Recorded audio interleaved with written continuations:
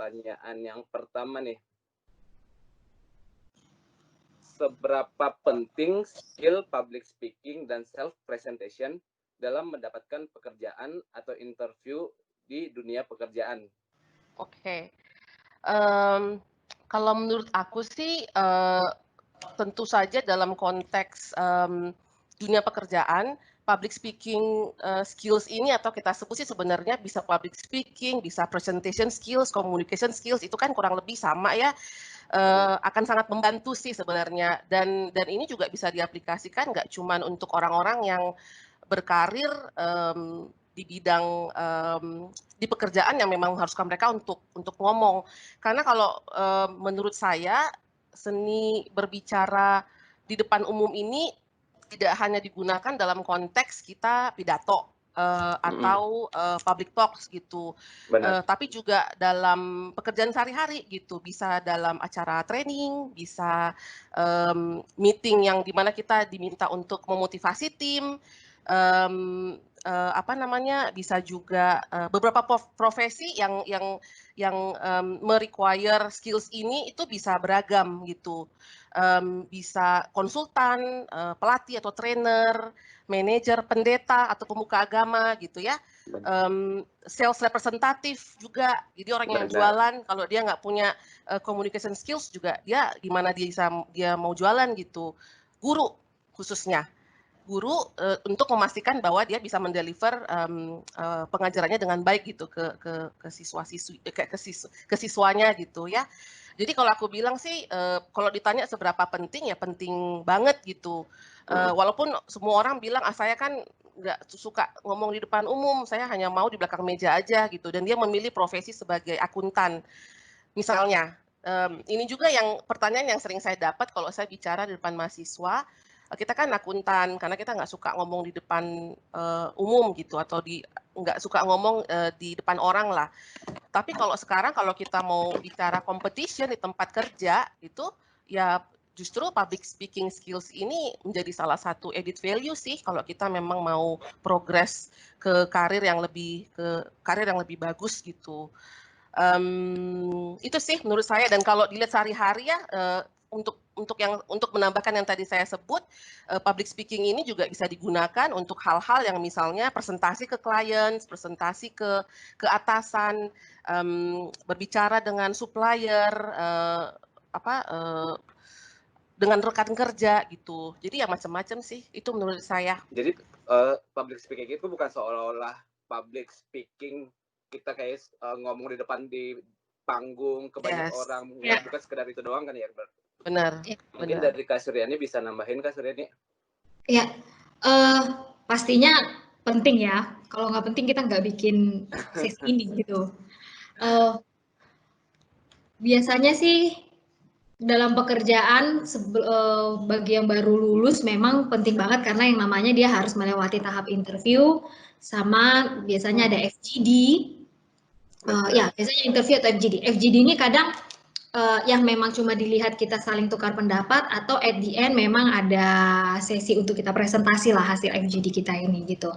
Jadi memang penting banget karena kalau kita nggak bisa mendeliver apa yang sebenarnya ilmu yang kita miliki melalui sesi interview dan itu ya nggak kelihatan sama si perusahaan atau si HR yang memang lagi mereview kita gitu. Benar. Dan pun itu satu. Dan kemudian ternyata mungkin bidang pekerjaannya nggak terlalu banyak bersinggungan dengan public speaking, tapi sebenarnya kalau aku yakin sebenarnya anak Yaso pasti ingin berkarir ya.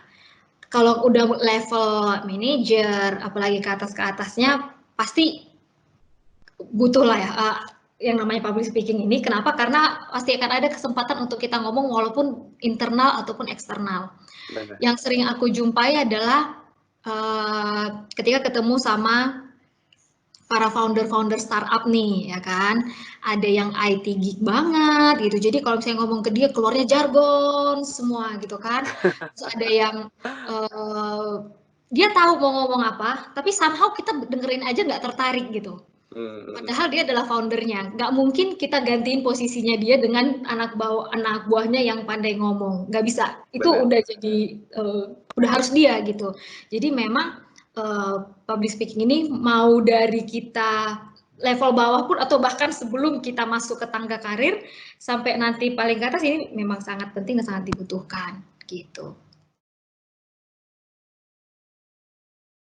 Apa saja hal yang harus dimiliki supaya bisa berani tampil dan cakap di depan umum?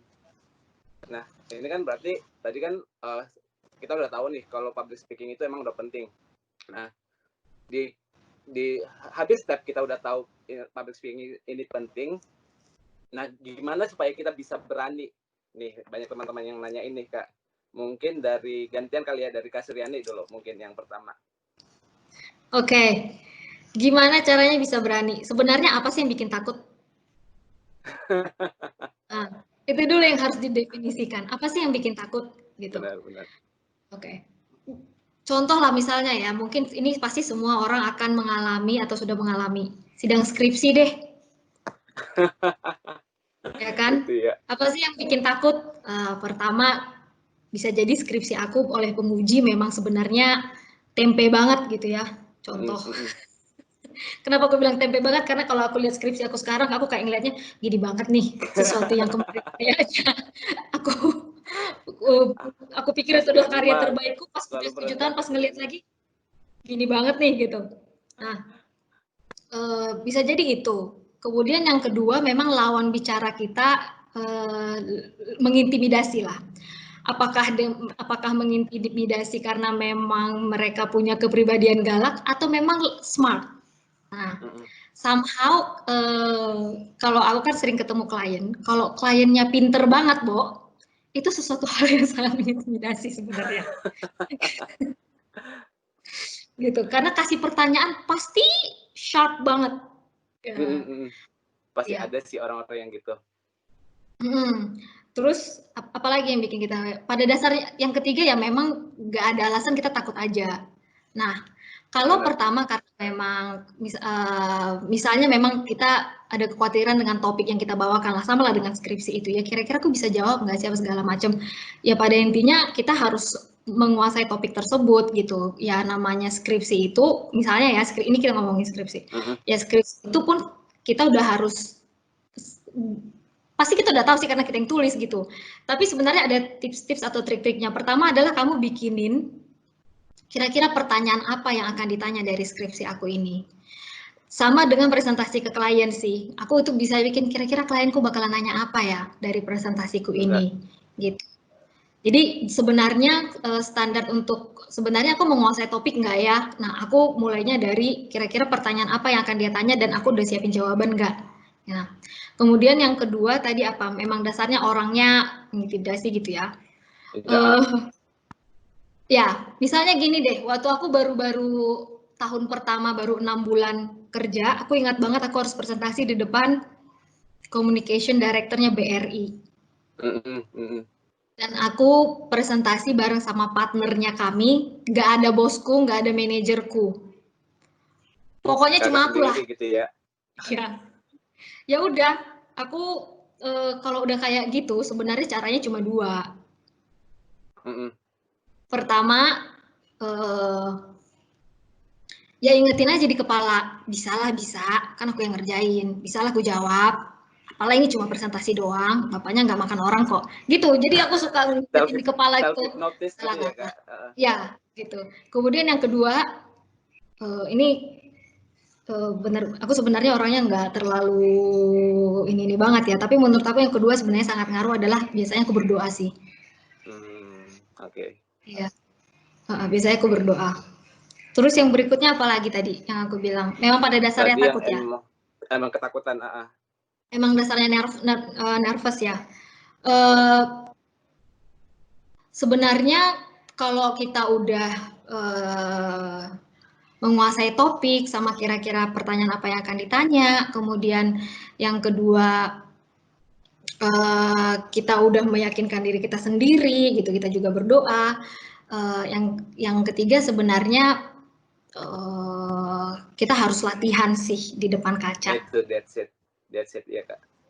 Kita harus latihan di depan kaca.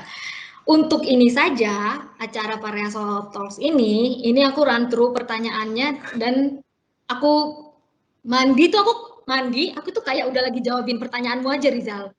Luar biasa. Gitu. Itu salah satunya salah satu cara yang namanya latihan ya. Jadi namanya latihan itu nggak cuma oke harus ada kaca terus aku latihan di depan kaca ini gitu, nggak juga gitu. Jadi pas lagi misalnya lagi di jalan, misalnya mau interview nih, pas lagi dari rumah naik kereta mau ke tempat kerja, ya udah latihan aja kira-kira nanti aku akan ditanya gini gitu-gitu. Apa gitu Akan kan? jawab apa? Iya, gitu. Dan selalu harus full preparation sih. Kenapa aku bilang full? Benar. Ini salah satunya untuk interview ya. Waktu itu aku persiapin dalam bahasa Inggris semua jawaban aku, Say. Luar biasa. Terus tiba-tiba ditanya pakai bahasa Indonesia, aku diam dulu 5 detik. Gitu. Jadi benar-benar harus full. Artinya kita harus siap dengan apapun yang kemungkinan akan ditanya atau situasi yang kemungkinan akan terjadi gitu. Kadang kalau misalnya kalau buat interview sebenarnya gampang sih ya, tinggal tanya kakak, tanya abang kira-kira jenis pertanyaan apa. Kalau buat klien sebenarnya dalam sisi pekerjaan maksud aku ya, dalam sisi pekerjaan sebenarnya pasti awal-awal akan susah tapi sering berjalan waktu kita pasti tahu sih tipe-tipe pertanyaan klien tuh apa sih kalau menurut topik presentasinya aku gitu. Thank you Kak Sur. Nah aku bisa nambahin dikit. Ya. Aku itu awalnya tipikal yang ketiga tuh Kak Sur, yang emang awalnya ketakutan tuh. Jadi aku nggak tahu kenapa dari dulu itu ketika aku kayak ngomong di depan orang itu atau di sekolah dari SMP, SD, SMP kayak kalau ngomong di depan itu secara aku udah yakin nih, oh aku bisa. Tapi kayak badanku kayak tolak belakang gitu, kayak kakiku gemeteran, terus kayak tanganku keringat dingin. Nah, aku tipikal yang gitu tuh Kak, yang ketiga tadi. Tapi balik lagi, emang poin yang Kak Suryani sebutin sebelumnya emang harus banyak-banyak latihan. Iya. Dulu di sesi public speaking yang pernah aku ikutin, kita itu harus kayak bebek, seolah-olah kayak harus bebek. Kenapa harus kayak bebek? Dari ketika bebek itu di sungai atau di danau, kita kan kelihatannya dia di atas itu calm tuh, tenang. Tapi sebenarnya di bawah air itu dia gerak-gerak. Jadi itu dia nunjukin oh ada hard work yang dia kerjakan sebenarnya. Ada kerja keras di balik yang kita lihat yang dia calm itu di permukaannya gitu. Iya. Itu sih. Mungkin dari Kak Koni bisa ada yang mau ditambahkan Kak Koni untuk pertanyaan yang kedua tadi? Iya, jadi tadi Sur udah kasih beberapa tips dan trik ya kalau saya bilang samalah yang soal practice is the key, preparation is the key. Mau kita mau menghadiri interview, mau bicara, even saya pun mau itu bicara cuma dengan 10 orang, dengan 1000 orang juga pasti perlu persiapan. Benar. Cuman saya mau menambahkan komen sedikit aja sih. Mungkin ada yang pernah bertanya, apakah memang beberapa orang terlahir dengan bakat atau karisma yang alami gitu untuk bisa percaya diri ngomong depan umum? Atau ada juga mungkin yang nanya, bisa nggak sih skill ini dipelajari? Bisa nggak sih skill ini diimprove gitu? Pasti ini pertanyaan-pertanyaan yang sering muncul lah di kita. Kalau menurut saya, presentation skills, public speaking skills itu adalah skills yang bisa dipelajari.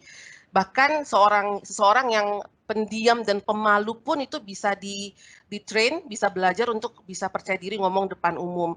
Saya salah satunya sih contoh gitu. Saya sebenarnya orang introvert, nggak suka tampil depan umum, tapi dengan karir yang diberikan oleh Tuhan lah ya untuk kita gitu, itu lama-lama saya terus belajar, lama-lama jadi ya percaya diri aja, walaupun memang seorang di posisi saya pun yang mungkin udah sering ngomong di depan audiens yang sampai 1000-an orang juga tetap masih ada rasa gugup dan nervous. Jadi rasa gugup, nervous itu sangat natural, sangat alami lah, wajar dialami semua orang. Tapi mungkin saya mau ajak teman-teman alumni untuk coba lihat salah satu contoh. Mungkin semua tahu, siapa yang nggak tahu Steve Jobs gitu. Steve Jobs udah terkenal bahwa dia adalah komunikator yang bisa dibilang luar biasa kan. Dia punya karisma, dia bisa menguasai panggung dengan baik. Dia seorang great motivator gitu. tapi juga saya pernah baca satu artikel yang mengatakan bahwa Steve ini juga di awal karirnya itu sekitar 20-30 tahun yang lalu juga punya rasa kecemasan kalau dia harus bicara di depan umum gitu. Saya coba cari beberapa YouTube yang menunjukkan dia di interview atau dia ngomong depan umum berapa puluh tahun yang lalu. Ya kalau teman-teman ada waktu silahkan cek sendiri di YouTube dan bandingkan speech yang dia lakukan atau interview yang dia lakukan di tahun-tahun terakhir gitu. Dan menurut saya pengalaman dia 30 tahun pasti membangun rasa percaya dirinya gitu. Jadi otomatis untuk menjadi nyaman berbicara depan umum ya pasti butuh latihan, butuh waktu, tenaga. Nggak gampang memang untuk keluar dari zona nyaman, tapi itu bisa dipelajari sih. Itu dari saya sih komennya, Rizal. Benar, thank you banget Kak Koni. Jadi emang benar yang Kak Koni sebutin di awal, nervous itu wajar gitu loh. Jadi itu emang ya itu menunjukkan kalau kita we are human after kan gitu. Jadi itu nervous itu malah yang bikin kita jadi untuk maju kita malah ini kita bisa, ini aku bisa, ini aku bisa. Itu kan ada nervous tadi. Ini kita lanjut ke pertanyaan yang ketiga. Bagaimana cara melatih skill public speaking dan self presentation di tengah-tengah kesibukan berkuliah dan bekerja? Nah, mungkin ini gantian lagi yang start dari Kak Koni. Oke, kalau ditanya gimana cara melatih public speaking skills ini di tengah kesibukan lah ya, mau itu kuliah, mau itu kerja. Saya mau share ada 4 cara sih. Ini cara yang paling sering saya lakukan. Yang pertama, itu belajar di saat kita pun jadi peserta conference misalnya atau peserta seminar atau mungkin mendengarkan orang pidato gitu. Gimana caranya sih bisa belajar orang kita duduk kok gitu. Gimana cara kita bisa belajar public speaking? Saya itu paling suka untuk memperhatikan orang kalau bicara depan umum. Karena menurut saya dengan cara kita mengobserve atau menonton dia berbicara, nggak hanya fokus ke konten yang dia sampaikan, tapi juga saya sering untuk mencatat hal-hal baik maupun yang kurang baik dari orang tersebut waktu dia bicara depan umum. Dan ini kita bisa melihat bagaimana public speaking yang berhasil dilakukan dengan sukses gitu. Yang saya observe itu biasanya body language-nya, gestur tubuhnya, eye contact. Jadi misalnya saya sering melihat orang kalau dia ngomong kontennya bagus tapi dia selalu lihat itu ke kanan terus gitu. Dia jarang banget lihat ke kiri. Jadi saya selalu take notes. Oke, lain kali kalau saya ngomong depan umum saya harus balance nih, lihat ke tengah, ke kiri, ke kanan. Itu pertama. Terus ada speaker yang dia suka main-main tangan itu selalu kayak deklamasi gitu. Jadi saya pernah jadi juri satu kompetisi bisnis challenge level regional gitu. Ada satu mahasiswa, dia itu jago banget ngomongnya, tapi tangan itu kayak gini ganti-gantian gitu. Jadi kayak baca puisi gitu. Jadi saya juga take notes. Oke, kalau saya depan usahakan untuk kontrol tangan untuk menghindari gerakan-gerakan yang malah bisa mendistract orang lain yang nonton kita gitu kan. Jadi itu yang pertama. Jadi dengan kita berada duduk dan mengobserv orang yang lagi ngomong pun itu kita bisa belajar. Yang kedua, tadi Sur juga udah bilang latihan di rumah dengan kaca atau kalau saya sih suka kalau latihan itu ya pakai video recording gitu. Saya suka sering tuh lihat, aduh suara saya cempreng banget ya gitu, atau mungkin ada beberapa kata nih yang saya pasti cepat banget ngomongnya gitu. Jadi oke, untuk beberapa kata saya mungkin harus slow down gitu misalnya kan, nggak boleh terlalu cepat ngomongnya, yang penting jelas. Itu contohnya. Yang ketiga, kalau kita udah pengen coba latihan depan orang, ya cobalah suami lah, anak, pacar lah, teman-teman gitu. Kita di depan mereka, karena kita sendiri udah nih, coba tambahin sedikit audiensnya dengan orang-orang terdekat gitu, dan minta feedback dari mereka. Dan jangan takut untuk dikasih feedback ya gitu, jangan langsung down dulu gitu. Yang keempat, tips dari saya adalah cari orang yang kita jadikan idol dalam hal public speaking. Saya itu suka nonton speech-nya, kalau kalian kenal Bapak Gita Wirjawan, dia salah satu orang yang saya look up to. Kalau melihat orang bagaimana speech yang pede, dan speech-nya beliau mau bahasa Indonesia mau bahasa Inggris itu selalu konstan, bagusnya sama gitu. Nggak tahu mungkin teman-teman alumni ada yang pernah melihat beliau speech, tapi saya pernah sangat terinspirasi sampai sekarang pun kalau misalnya saya mencari inspirasi bagaimana sih cara melakukan speech yang tenang, yang elegan, yang tetap berbobot, itu saya lihatnya ke Bapak Gita Wirjawan. Itu sih 4 tips yang boleh saya share. Thank you Kak Koni. Jadi emang kita nggak harus nyari jauh kemana-mana untuk belajar public speaking ini. Dari sekitar kita juga sebenarnya kita bisa banyak belajar gitu. Ya. Mungkin dari Kak Suryani ada tambahan Kak Suryani? Paling tambahan satu aja sih. Setiap ada kesempatan untuk berbicara dalam skala apapun, dihajar aja.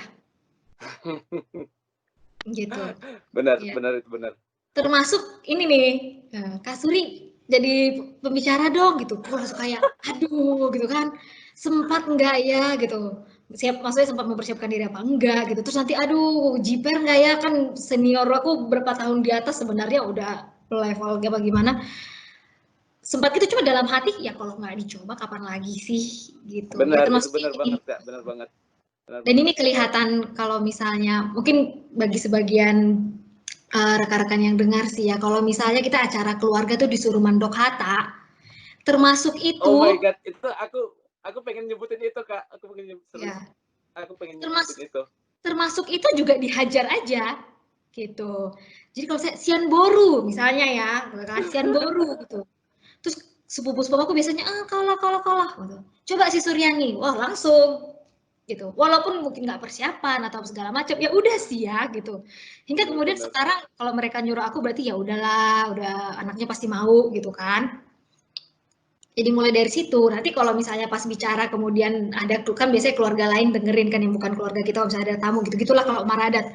Kalau misalnya tiba-tiba ada yang muji bikin gini, padahal sebenarnya kita nggak bagus-bagus amat, nggak ada pasang, nggak ada apa segala macam. Tapi itu itulah yang memupuk percaya diri itu sendiri gitu. Benar. Jadi setiap kesempatan ngomong apapun dihajar aja gitu. Benar. Itu kalau Kak Suryani sih aku udah kenal lah karakter Kak Suryani seperti apa. Ya emang seperti itu Kak Suryani. Jadi kita narasumber kita kali ini ada dari dua sisi yang agak berbeda nih, Kak Suryani dengan extrovertnya yang ini dan Kak Tony yang katanya tadi introvert. Jadi cocok lah. Lanjut kita ke pertanyaan yang keempat nih. Bagaimana meningkatkan percaya diri? Nah, ini ditanya lagi nih, bagaimana ningkatin PD ketika berbicara di depan banyak orang? Ini dari Kak Suryani nih, yang orangnya benar-benar udah pede sebenarnya. Oke. Jadi mungkin bisa dari Kak Suryani mungkin bisa ditambahin juga kali ya, gimana supaya kita bisa ngebedain pede yang pas sama jangan biar overconfidence. Mungkin bisa ini juga Kak, aku nambahin ininya. Aku sebenarnya masih agak kurang tahu sih namanya overconfidence itu yang kayak gimana ya. Berarti aku nggak tahu batas level. Sebenarnya biasanya kita kalau ngecap orang overconfidence itu pasti dia maju aja tapi isinya kosong, ya nggak? Mungkin benar. Salah satu contoh benar seperti itu. Kalau isinya berisi sih kita pasti ya udah salut aja gitu. Dia pede gitu kan. Jadi ya pada intinya sebelum jadi orang yang percaya diri kita harus full terisi dulu lah. Benar, perlu latihan tadi sebelumnya. Latihan tadi soal topik apa segala macam gitu. Terus paling sebenarnya kalau buat ini ya kayak kalau udah latihan, udah ngambil ya experience memang akan menambah percaya diri sih. Cara nambah experience adalah ya kamu hajar aja semua kesempatan ngomong di depan umum dalam skala apapun, mimpin doa termasuk ya, termasuk mimpin doa gitu. Itu aja sih sebenarnya ya kalau udah latihan, udah ngambil kesempatan segala macam harusnya bisa percaya diri. Oh, ada satu. Kadang gini, mungkin aku nggak tahu. Rizal mungkin melihat kalau Kak Suryani kalau ngomong udah pasti berhasil lah diajar. Enggak. dalam perjalanan hidup pasti ada hal-hal yang membuat ada pengalaman-pengalaman kok yang dimana misalnya aku waktu FGD itu benar-benar waktu aku interview ya aku waktu FGD itu benar-benar kayak ngeblank udah di depan nggak tahu mau ngomong apa padahal sebenarnya itu ya gitu tapi sebenarnya hal-hal yang kayak gitu harus ya dilupain aja say jangan dijadikan beban untuk ke berikutnya ya bikin ya disugesti aja ya namanya ya aku pengen ngomong ini tapi kayaknya kayak nggak sopan gitu di sobat it's happen gitu kan benar itu ya jadi ya di move on aja gitu kalau misalnya ada satu presentasi nggak berhasil gitu ya udah move on aja gitu ada satu pertanyaan dari klien nggak kamu rasanya nggak puas kasih jawaban misalnya kamu udah kasih jawaban tapi kamu sendiri nggak merasa puas dengan jawaban itu ya udah gitu ya I will do better must go on ya gitu kan ya gitu itu sih sebenarnya jadi biar biar tadinya kamu udah punya level confidence tuh nggak jadi turun lagi gitu benar banget Kak. Dari Kak Koni mungkin Kak ada yang mau ditambahkan benar cuman kalau boleh aku tambahin beberapa poin aja dikit selain tadi nervous itu normal kuncinya ya tadi ya practice and prepare. Yang kedua yang mau saya mungkin tambahan tips adalah kenali dan cari tahu siapa audiensnya karena itu penting banget dalam hal persiapan. Buat saya contohnya otomatis persiapan untuk ngomong depan mahasiswa, di depan pejabat, di depan ya gini teman-teman alumni otomatis bahasa yang kita gunakan, kata-kata yang cocok dengan audiensnya kan itu ditentukan lebih dulu gitu. Jadi kalau misalnya kita udah tahu siapa audiensnya, misalnya saya mau ngomong di depan para CFO gitu, otomatis bahasa-bahasa dan kata-kata yang saya gunakan juga saya pilih yang menunjukkan saya profesional gitu kan. Nah, tapi kayak sekarang dalam konteks ini adalah webinar yang informal, ketemu juga dengan keluarga sendiri lah teman-teman alumni, otomatis kalimat yang digunakan pun pasti berbeda. Itu dan itu bisa merilis sedikit rasa stres sih karena kita udah paham audiensnya, kita udah persiapan, nah jadi bisa lebih lancar lah mudah-mudahan. Sama yang tadi dalam hal yang latihan sendiri, lihat kamera, mau video recording, mau cermin, catat hal-hal baik yang kita suka dan yang tidak kita suka. Jadi jangan fokus ke kekurangan aja gitu, tapi juga kita harus belajar oh ya aku bagusnya di sini gitu misalnya kan jadi itu bisa diingat jadi kita nggak melulu merasa kita nggak bisa merasa kurang tapi kita juga tahu oh ada hal-hal baik kok yang dari saya lakukan sekarang gitu jadi dan yang terakhir kalau saya bilang sih jadi diri sendiri be genuine dan let your personality come through gitu ngerti gak jadi kayak jangan paksakan kita harus jadi orang lain gitu misalnya kalau emang kita personality-nya friendly ramah ya jangan dipaksa sok-sok galak gitu misalnya. Jadi ya itu paling jadi ya jadi diri sendiri aja gitu menurut saya ya. Itu sih Rizal. Siap. Thank you Kak Koni. Kalau mungkin dari aku bisa nambahin dari poin-poin Kak Koni sebenarnya udah ngecakup semuanya sih untuk gimana ningkatin self confidence tadi. Cuman kalau dari aku sih mungkin satu itu kita harus doing what you believe to be right. Jadi emang kita melakukan sesuatu itu emang yang kita yakinin itu benar. Terus yang kedua ini kan sebenarnya kadang yang bikin kita jadi nggak pede itu karena kita terlalu dengerin banyak orang tuh. Jadi kayak kita terlalu peduli sama apa perkataan orang itu sih. Dan itu kita harus bisa belajar untuk kan kalau mungkin pernah tahu buku IDGAF I don't give yang itu mungkin teman-teman udah tahu judulnya lah itu kita harus bisa ini sih belajar untuk nggak terlalu concern dengan apa yang orang lain katakan jadi dengan kita terlalu memperhatikan apa yang orang sebutkan itu lama-lama malah bikin kita jadi down dan akhirnya self confidence kita itu jadi nggak ada gitu terus yang ketiga mungkin yang udah Kak Koni juga sebutin sebelumnya yang masalah jangan kelebihan kekurangan. Jadi mungkin salah satu metodenya itu pakai SWOT analysis. yang strength, weakness, opportunity, threat-nya apa.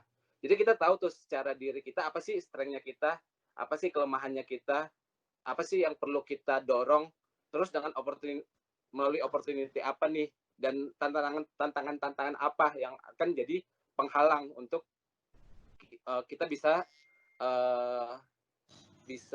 survive lah, bisa semakin baik ke depannya gitu.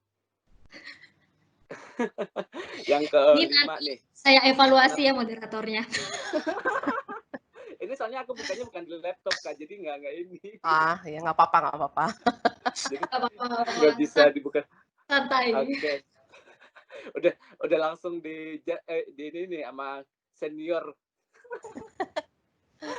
Sorry. Lanjut yang pertanyaan yang kelima, bagaimana cara mengatasi stres dan grogi sebelum berbicara di depan umum? Nah, kalau yang tadi kan bagaimana meningkatkan percaya diri. Nah, ini bagaimana mengatasi grogi dan stres ketika kita tampil depan umum. Ini mungkin start dari Kak Suryani kali ya, Kak Suryani. Kak Suryani, giliran Kak Suryani, benar kan ya? Ya sama lah. Oke. Sebenarnya setiap orang pasti ada cara tersendiri sih untuk dia bisa ngilangin nervous lah kalau kita bilang ya. Kalau stres aku ngebayangin itu pasti kayak udah karena ada proses yang lama gitu. Ini kan sebenarnya kayak aku mau presentasi ini nanti gitu kan. Jadi udah nervous duluan gitu. Biasanya tiap orang pasti ada trik-triknya sih. Ada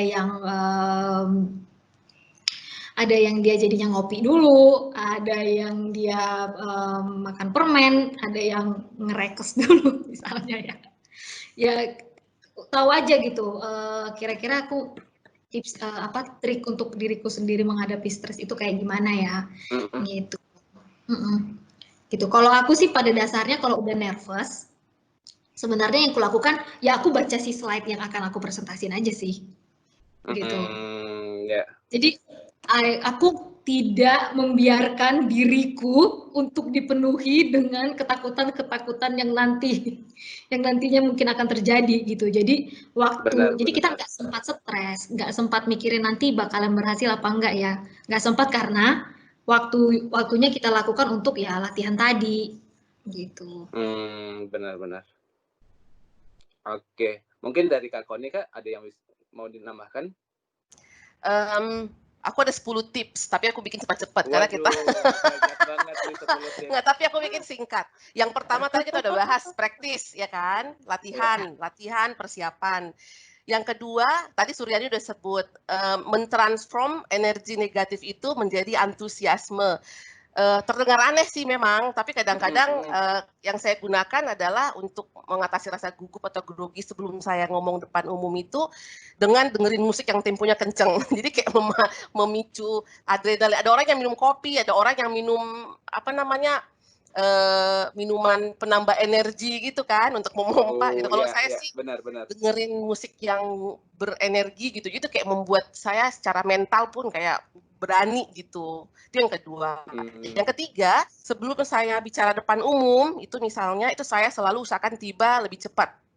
Even kalau perlu pun datang audiensnya saya udah nyampe duluan. Kenapa?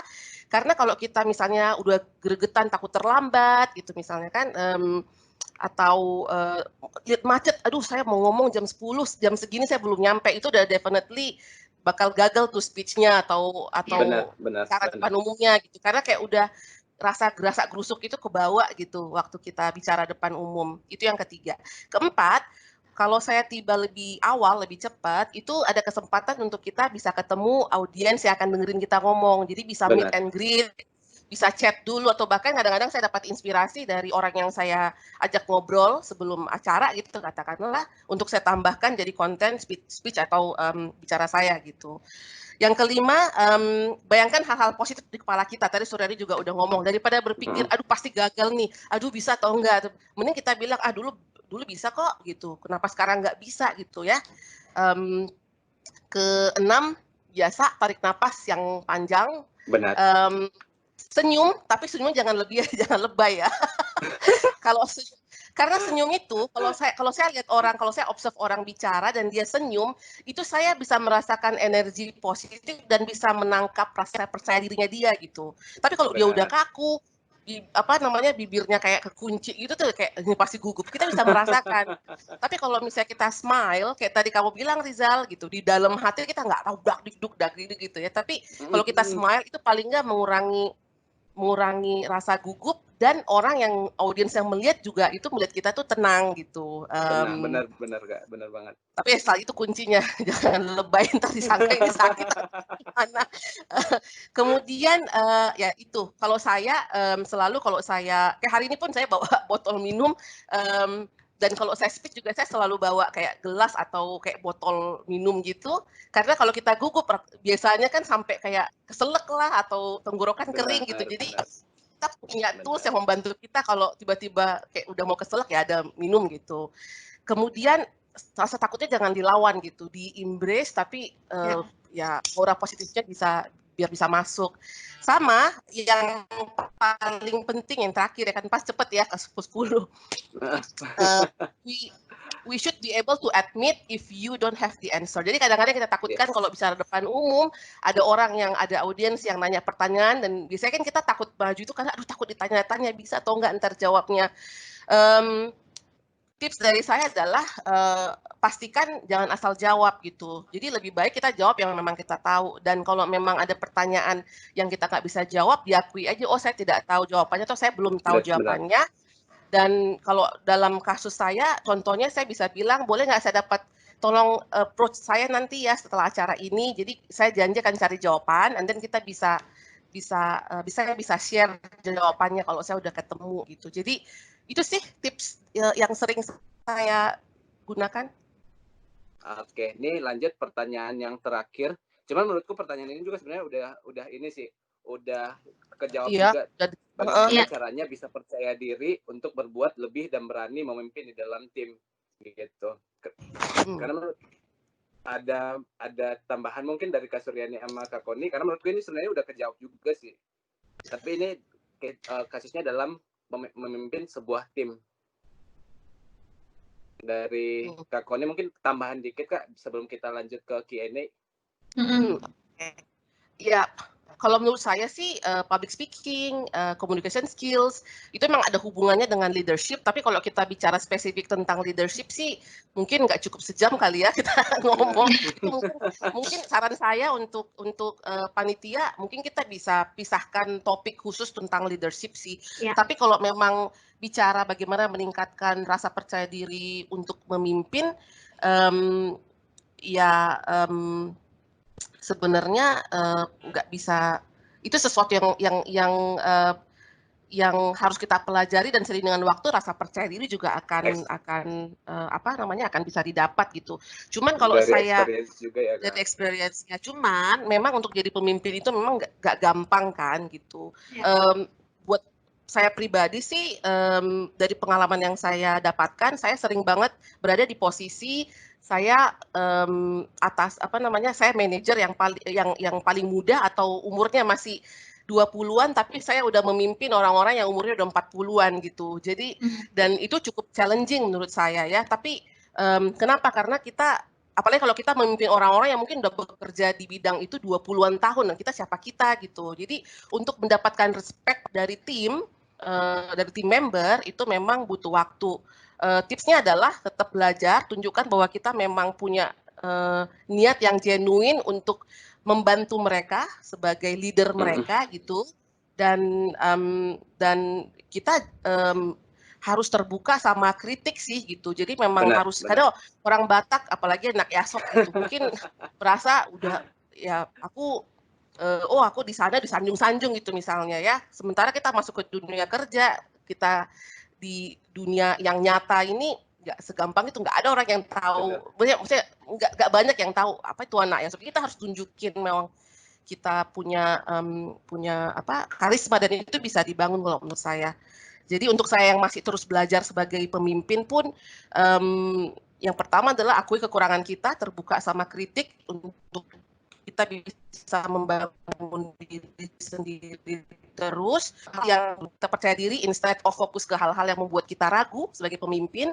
Tidak ada orang yang sempurna, belajar dari kesalahan. Kemudian yang paling penting take pride in yourself gitu. Jadi kita sebagai pemimpin kan sering ngasih feedback yang positif, memuji tim, kasih recognition ke tim members, tapi yang paling sering kita lupakan adalah memberikan apresiasi untuk diri kita sendiri gitu. Jadi ya hal-hal kayak gitulah, mungkin kita bisa bikin sesi yang terpisah mengenai leadership, dan saya yakin banyak anak-anak Paryasop alumni yang juga bisa bicara tentang tema leadership ini lebih banyak gitu.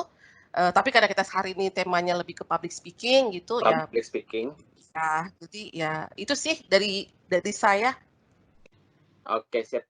Thank you Kak Koni. Mungkin dari Kak Suryani, Kak, nambahin dikit. Sebenarnya terangkum semua ya kalau udah. Benar, sebenarnya secara ininya udah jelas di sebelumnya, dari pertanyaan-pertanyaan sebelumnya. Ya, tapi kalau mau nambahin, mungkin ini lebih relate ke yang kayak aku, yang angkatanku mungkin atau ke bawah-bawah lah gitu ya, yang memang masih dalam tahap tangga karir tuh masih di bawah atau mungkin masih di tengah lah gitu. Jadi gimana supaya menunjukkan kita itu di antara peer kita sendiri bisa ngelit gitulah ya. Mungkin karena itu mungkin ini yang makanya ditanya pertanyaan ini gitu. Lebih nunjukin inisiatif aja sih, sama jadi problem solver. Jadi kalau kita punya di dalam tim kita punya inisiatif, ya kita share aja inisiatif kita tersebut. Kalau misalnya kita lagi membahas sebuah masalah, kita punya solusinya, di-share aja solusi kita tersebut. Paling gitu aja sih. Jadi nanti dari situ ya evaluasi dari bos akan bisa melihat ya, oh ini anaknya punya inisiatif lebih, oh ini anaknya bisa nyari solusi gitu. Mungkin nanti akan dikasih kepercayaan lah. Misalnya jadi project leader atau jadi supervisor gitu. Tapi menurut aku dimulai dari hal-hal kecil yang bisa kita lakukan sehari-hari lah gitu, inisiatif sama problem solving gitu.